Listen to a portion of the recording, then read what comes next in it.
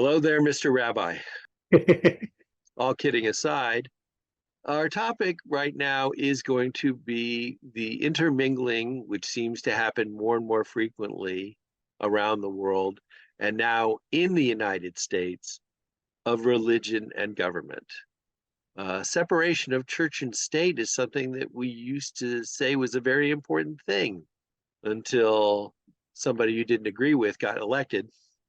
And then all of a sudden it became an issue. What are your thoughts? Politics and religion are a toxic mix. And we have the internet. I challenge and all of you out there, go look up all the wars that were started, that were finished, that began, that intermingled politics and religion. None of them ever had a good outcome. And that's because people don't want to interject religion.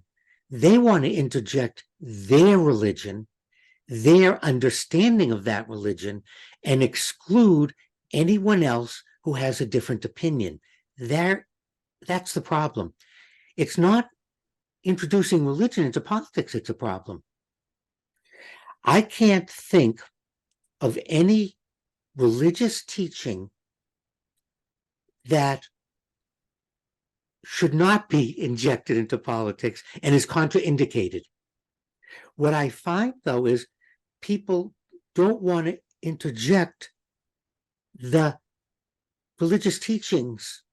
They want to use it to promote their view. It's backwards, if you will. They start with their position, then they go looking for religious justification. We did a series on the Sermon on the Mount and the parallels in Judaism. Perfect. I don't think there was any element in the Sermon on the Mount that was contraindicated in Judaism or Islam or Buddhism or Hinduism. I'm not disagreeing with you, but whenever this topic comes up, what we usually come down to is we want our leadership in government to be moral and just. And then that definition of what is moral and just on a personal level is often interpreted by religion and our perspective. For example, I'm sure there are people, including PETA, who wouldn't be happy with sacrificing a goat on a religious holiday, but a religious holiday, goat sacrifice is required in certain sects of the country. But the same defense is used by snake handlers in the Appalachians who want people to be able to stick their children in baskets with rattlesnakes. Where do you draw that fuzzy, squirmy line? No, it's not fuzzy and squirmy. You just drew it. Where it involves harm to another individual, where someone's coerced. If there's a group that wants to sacrifice a goat, and whatever the local public health laws that area are, they do it in the privacy of their compound. No one is hurt, no one's coerced. Now, forcing a child's hand into a snake is coercion. You are forcing someone else to be exposed to something. And I think part of the problem is we're hiding behind these general statements. It's obvious when people are being coerced, when someone's being harmed by it. And no one is requiring anyone else to sacrifice a goat. And therein lies the problem.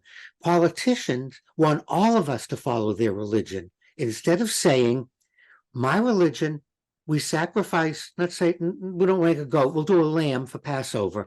My belief in Judaism, we sacrifice a lamb for Passover. But you don't have to do that. I don't want you to even follow it.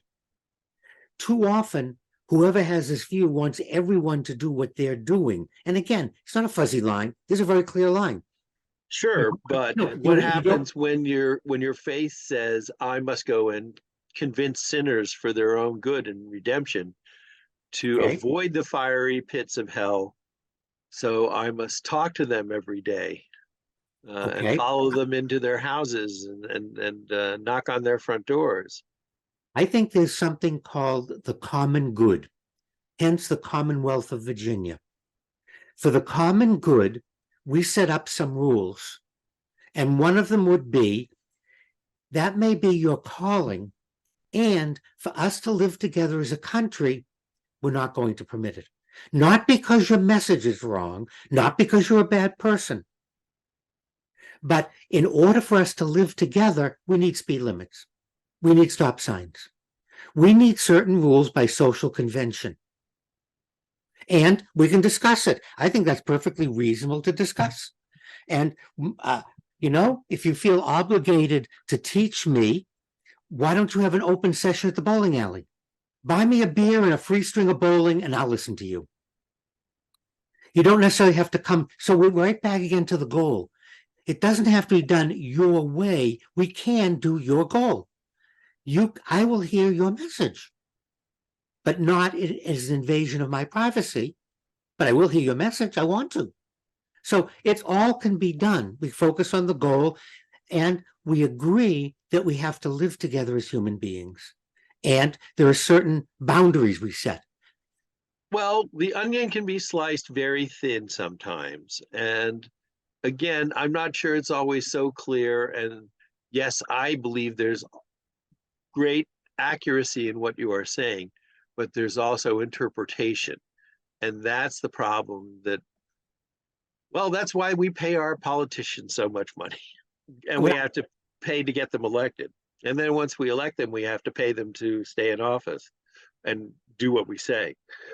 But thank you, Rabbi. You're very welcome, Joe. No one's paying you, but you're still in charge of my perspective on the government.